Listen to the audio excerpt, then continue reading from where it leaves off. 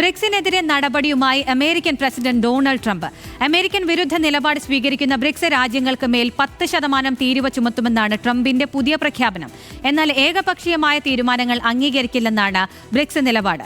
അതേസമയം ഉച്ചകോടിയിൽ പഹൽഗാം ഭീകരാക്രമണത്തെ അപലപിച്ച് രാജ്യങ്ങൾ സംയുക്ത പ്രസ്താവന പുറത്തിറക്കി.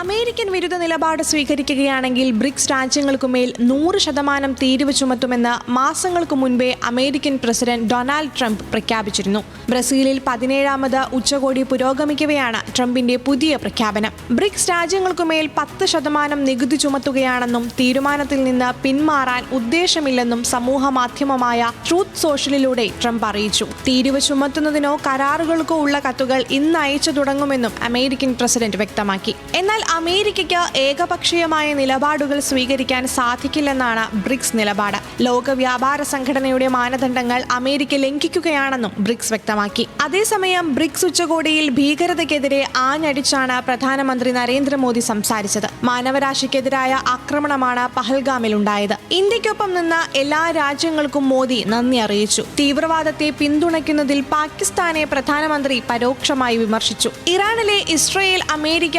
ആക്രമണങ്ങളെയും ബ്രിക്സ് ഉച്ചകോടി അപലപിച്ചു. പഹൽഗാം ഭീകരാക്രമണത്തെ അപലപിച്ച് ബ്രിക്സ് അംഗരാജ്യങ്ങൾ സംയുക്ത പ്രസ്താവനയും പുറത്തിറക്കി. ഗാസയിലെ ഇസ്രയേൽ സൈനിക നീക്കങ്ങൾ അവസാനിപ്പിക്കണമെന്നും സംയുക്ത പ്രസ്താവനയിൽ ആവശ്യപ്പെട്ടു.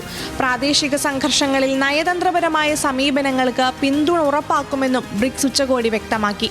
ഇന്ത്യക്കും ബ്രസീലിനും UN-ൽ കൂടുതൽ പങ്കാളിത്തം നൽകണമെന്ന് റഷ്യയും ചൈനയും ആവശ്യപ്പെട്ടു. 2026 ഇന്ത്യയാണ് ബ്രിക്സ് ഉച്ചകോടിക്ക് ആതിഥേയത്വം വഹിക്കുന്നത്. ബ്രസീലിലെ റിയോ ഡെ ജനീറോയിൽ നടക്കുന്ന ബ്രിക്സ് ഉച്ചകോടി ഇന്ന് സമാപിക്കും. News desk, news Malayalam.